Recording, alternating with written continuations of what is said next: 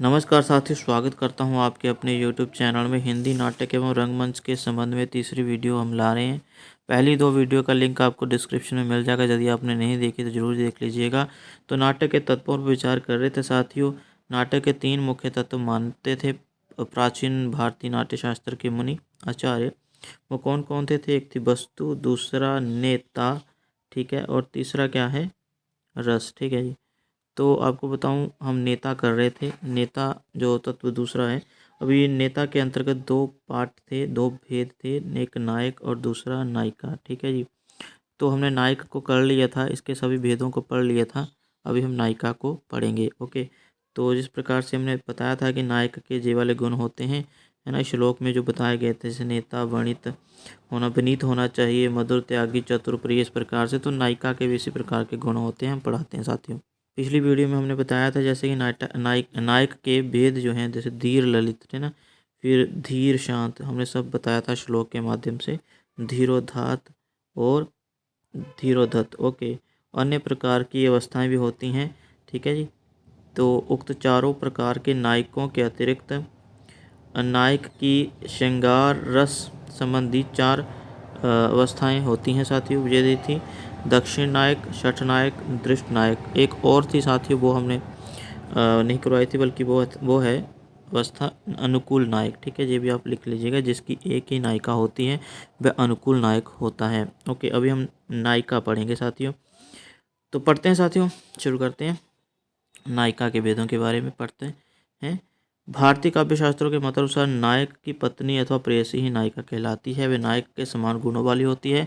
नाट्य शास्त्र में नायिका के गुणों को वर्णन इस प्रकार किया गया है। नायिका के गुणों का वर्णन इस प्रकार से किया गया है श्लोक के माध्यम से। नाट्य शास्त्र पुस्तक भरत मुनि के साथियों। कैसे किया गया है, श्लोक में क्या कह रहे हैं, देखते हैं। रूप गुणशील यौवन माधुर्य शक्ति संपन्ना विशदा स्निग्धा मधुरा पिशल वचना विरक्त कंठीच गोघ्या यावक्षुविता लयता लज्ञा रसस्तु संयुक्ता एवं विषगुणे प्रयुक्ता कर्तव्य नायिका त्यज्ञ। तो साथियों, ये रही श्लोक के अनुवाद। क्या बोला गया है कि नायिका रूपवती, गुणशील, यौवन, मधुरता, शक्ति से युक्त, प्रसन्न, स्नेहपूर्ण, मधुर, स्निग्ध, भावपूर्ण, मधुर वचन वाली, योग्य, शोभ रहित, लय ताल का ज्ञान रखने वाली, रसयुक्त होनी चाहिए। तो नायिका के तीन भेद माने गए हैं। नायिका भेद, ठीक है, स्वकीय, परकीय और साधारण स्त्री। तो पहले हम स्वकीय नायिका पढ़ते हैं। स्वकीय नायिका के लिए एक श्लोक दिया गया है साथियों। क्या है श्लोक की? मुग्धा मध्या प्रगल्भेति स्वया शीलार्ज वाद्युक, ठीक है। इसमें क्या बोला गया कि स्वकीय जो नायिका भेद है, इसमें क्या है, नायिका शील तथा सरल गुण वाली होनी चाहिए, सरलता गुण वाली होनी चाहिए, सरलता आदि से युक्त होनी चाहिए, ये कहा गया है। और मुख्य तीन प्रकार की होनी चाहिए, मतलब तीन विशेषताएं मुख्य, मुग्धा, मध्या और प्रगल्भा, ठीक है जी। ये श्लोक के अनुसार दिया गया। आगे साथियों दिया गया है दूसरा भेद, जो था परकीय नायिका। अगर आप देखें ऊपर तो दिया गया था परकीय, ठीक है, तो भ्रमित नहीं होना है। ये नायिका शब्द जो है साथ जोड़ दिया है, तो इसलिए परकीय नायिका, ठीक है। तो ओनली ऊपर जो है देखो परकीय दिया गया। तो परकीय नायिका का मतलब अन्य स्त्री। परकीय नायिका दो प्रकार की होती है, तो कन्या, विवाहिता। अन्य विवाहिता स्त्री, जो प्रौढ़ा भी कहा जाता है, कभी भी प्रधान रस की नायिका नहीं होती है, ठीक है साथियों।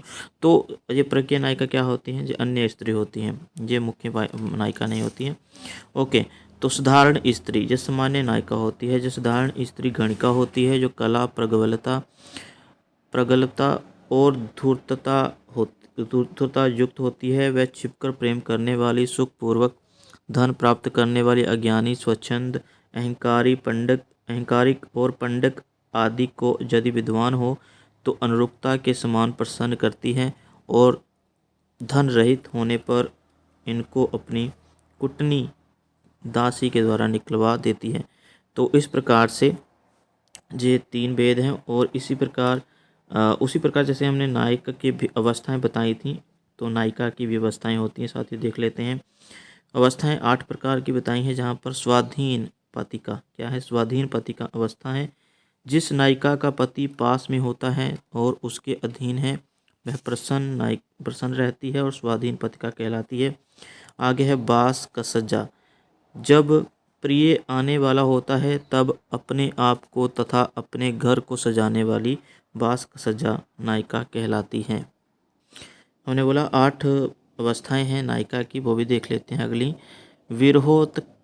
विरहोत्कंठिता, निरापराध मतलब कोई अपराध न होते हुए प्रिय के देर से आने पर उत्कंठित रहने वाली नायिका विरहोत्कंठिता कहलाती है। ऐसा तो देखा ही होगा नाटकों में, जब कोई नायिका जो है अपने पति के विलंब कर देने पर या देरी से आने पर है ना उत्कंठित हो जाती है, निराश हो जाती है, डांटती है। वही खंडिता चौथी अवस्था है। नायक को दूसरी नायिका के सहवास से विकृत या चिन्हित जान लेने पर जो ईर्ष्या क्लुषित हो जाती है वह खंडिता नायिका होती है। अगला है 5वां कलाहंतारिता। ठीक है, कलाहंतारिता क्रोध से अपराध मुक्त नायक को तिरस्कृत करके पश्चाताप की पीड़ा का अनुभव करने वाली कलाहंतारिका नायिका होती है। आगे है विप्रलब्धा, इसके बारे में पूछा गया है साथियों। विप्रलब्धा नेट की परीक्षा में काफ़ी बार पूछा गया है। विप्रलब्धा प्रियतम के निश्चित समय पर ना आने के कारण अत्यधिक अपमानित होने वाली विप्रलब्धा। कहीं कहीं ये खंडिता की तरह लग रहा होगा, लेकिन जो उससे अलग है। आगे है प्रोषित प्रिया। जिस नायिका का प्रिय किसी कार्य से दूसरे देश में स्थित होता है वह प्रोषित प्रिया कहलाती है। आगे है अभिसारिका। जो काम से पीड़ित होकर नायक के पास स्वयं जाती है अथवा नायक को अपने पास बुलाती है वह अभिसारिका नायिका होती है। तो 8 प्रकार की हमने ये अवस्थाएं नायिका की बताई, बस इतनी ही आवश्यक है साथियों। तो साथियों हमने पढ़ा नायक, जिसमें नेता के 2 भेद थे, एक नायक और दूसरी नायिका, है ना। तो ये सब कंप्लीट हो चुका है। अभी अन्य पात्र भी होते हैं, नायक और नायिका के अतिरिक्त भी तो पात्र होते हैं ना। वो किस तरह के होते हैं हम पढ़ लेते हैं। नाटक में नायक के या नायिका के अतिरिक्त अनेक पात्र होते हैं जो नायक के सहायक होते हैं। वे ही पात्र समाजिकों के हृदय को आह्लादित करते हैं, मतलब प्रसन्न करते हैं, चमत्कार उत्पन्न करते हैं। तो पहला जो पात्र है, मतलब जो नायक का सहायक होता है, मतलब अन्य पात्र, जैसे पीठ मर्द जो नायक की सहायता करता है, इसको पीठ मर्द कहा जाता है। ये अन्य पात्र जो नाटक में कहलाते हैं उनको क्या कहा जाता है, पीठ मर्द। उनमें से एक पीठ मर्द होता है जो नायक की सहायता करता है, वह पीठ मर्द कहलाता है। यह प्रसंगिक कथा का नायक होता है, यह चतुर होता है तथा नायक का अनुचर या भक्त होना चाहिए, नौकर या भक्त होना चाहिए। साथ ही नायक के गुणों से कुछ कम गुणों वाला होना चाहिए। आगे है विट। यह नाटक का दूसरा उपयोगी पात्र होता है। नृत्य आदि विधाओं में से किसी एक विधा को या एक विद्या को जानने वाला होना चाहिए। और आचार्य भरत मुनि ने विट का लक्षण इस प्रकार दिया है, उन्होंने दिया है वेश्योपचार कुशल है, मधुरो दक्षिण कवे उहापोह क्षमो वाग्मी चतुश्च बिटो भवत। ठीक है, तो इसमें बताया गया है नृत्य आदि विधाओं में से किसी एक विद्या में निपुण होना चाहिए वो। आगे है विदूषक। विदूषक क्या होता है, हास्य कलाकार। ठीक है, हास्य उत्पन्न करने वाला प्रधान नायक का सहायक विदूषक। यह कुसुम बसंत आदि नाम वाला, अपने कार्य शरीर वेश भाषा आदि के द्वारा दूसरों को हंसाने वाला तथा भोजन आदि की ओर अग्रसर रहता है। साथ ही वह कुशल मधुर होता है। वह प्राय ब्राह्मण ही होता है। भरत मुनि ने विदूषक का लक्षण इस प्रकार दिया है, बमनो मतलब ब्राह्मण ही होना चाहिए। बमनो दुंत्रः कुब्जो द्विजिह्नो विकृताननः खलतेः पिंगलाक्षचुः सविध्य विदूषक। नाट्यशास्त्र में दिया है इसका लक्षण। ठीक है, 3 बता दिए। एक और है साथी जिसका नाम है प्रतिनायक। जब भी अन्य पात्रों में आता है, नायक का विरोध करने वाला या फल की प्राप्ति में विघ्न डालने वाला प्रतिनायक होता है। प्रकार काम कह सकते हैं विलन। ठीक है जी, तो यह लोभी धीरोदत्त कठोर पाप करने वाला और व्यसनी व्यक्ति होता है। श्रेणी में दुर्योधन व रावण जैसे पात्र आते हैं। भारतीय प्राचीन मुनियों ने जो तीसरा तत्व माना है, वस्तु नेता और उसके उपरांत जो तीसरा तत्व माना नाटक का वो है रस। ठीक है, तो हमने रस को करवाया हुआ है साथियों, तो रस को नहीं पढ़ते हैं जहाँ पर, क्योंकि रस तो पता ही है। ठीक है साथियों, फिर भी थोड़ी सी हम झलकी आपको दिखा देते हैं कैसे रस जो है तीसरा तत्व है।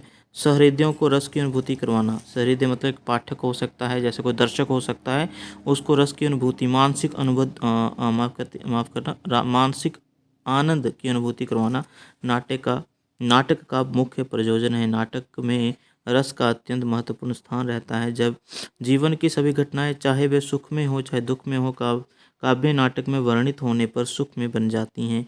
पर यह काव्य लौकिक सुख से भिन्न होता है और काव्य सुख को भारतीय काव्यशास्त्र में रस कहते हैं और पाश्चात्य काव्यशास्त्र में एस्थी एक्सपीरियंस अथवा एस्थेटिक बेलिस कहते हैं। तो रस शब्द के कई अर्थ होते हैं। पदार्थों का रस, आयुर्वेद का रस, मोक्ष या भक्ति का रस, साहित्य का रस। रस संप्रदाय के आदि आचार्य भरत मुनि ने अपने ग्रंथ नाट्यशास्त्र में रस की परिभाषा दी है। ये तो आपको याद ही होगी। विभाव, अनुभाव, व्यभिचारी संयोगादर्श निष्पत्ति। क्या कहते हैं? विभाव, अनुभाव और व्यभिचारी भावों के संयोग से रस की निष्पत्ति होती है। बाकी रस के 4 अंग होते हैं। आपने चारों के चारों अंग जो है पढ़ लेने हैं। ठीक है जी, पढ़े भी होंगे, हमने करवाए भी हैं साथियों अपने चैनल पर। स्थायी भाव पहला अंग है। रस व्यक्ति में ये चारों ही अंग जब जुड़ जाते हैं तभी रस की निष्पत्ति होती है, उत्पत्ति होती है। तो स्थायी भाव, सहृदय मतलब जो दर्शक के अंतःकरण मतलब उसके मस्तिष्क में, उसके मन में जो वासना के रूप में सदा विद्यमान रहते हैं, जो स्थायी भाव, तथा जिन्हें कोई भी अविरुद्ध अथवा विरुद्ध दवा नहीं सकता है, उन्हें स्थायी भाव कहते हैं। तो स्थायी भाव कौन से? रति, हास, शोक, क्रोध, उत्साह, भय, जुगुप्सा, विस्मय, इन सभी का अपना अपना एक रस होता है, रस का एक नाम होता है। ठीक है।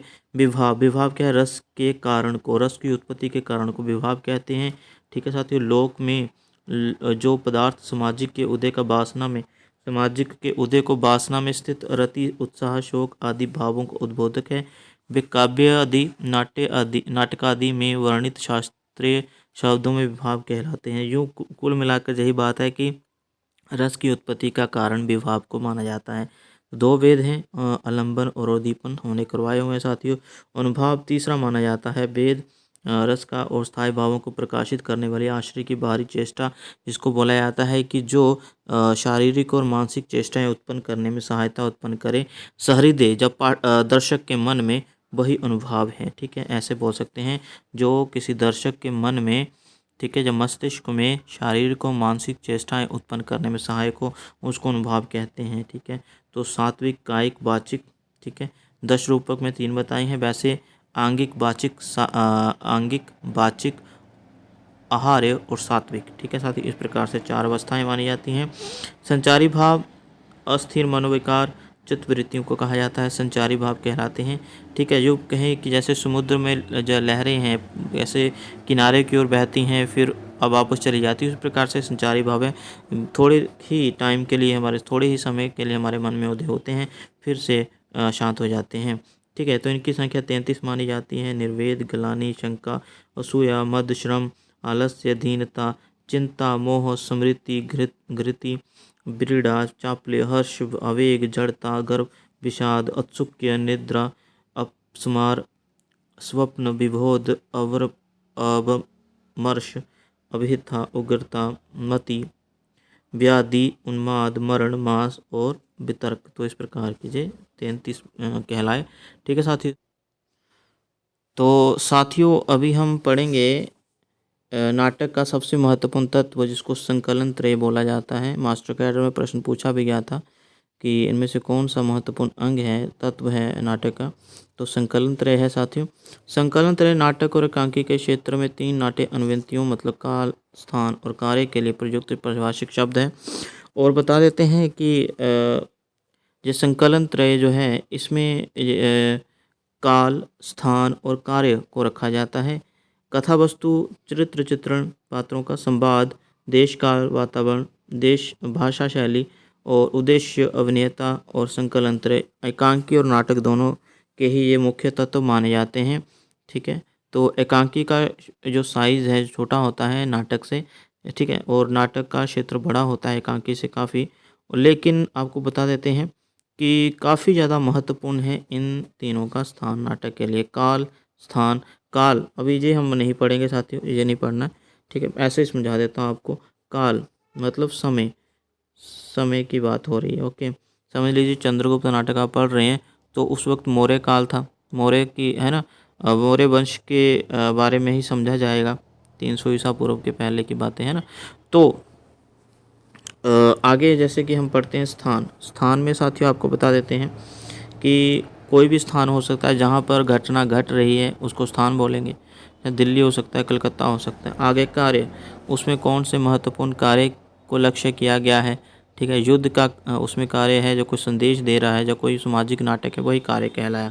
ओके साथियों, तो इसमें थोड़ा सा गलत दिया गया था तीसरे के बारे में, तीसरा दिया ही नहीं है, इसलिए मैंने पढ़ाया नहीं जहाँ से। ठीक है साथियों, तो ऐसे ही आपको बता दिया काल, स्थान और कार्य जो महत्वपूर्ण संकलन त्रय के अंग है। तो संकलन त्रय भी नाटक और एकांकी का अंग माना गया है। ठीक है साथियों, तो मिलते हैं अगली वीडियो में, तब तक अपना ध्यान रखिए। धन्यवाद।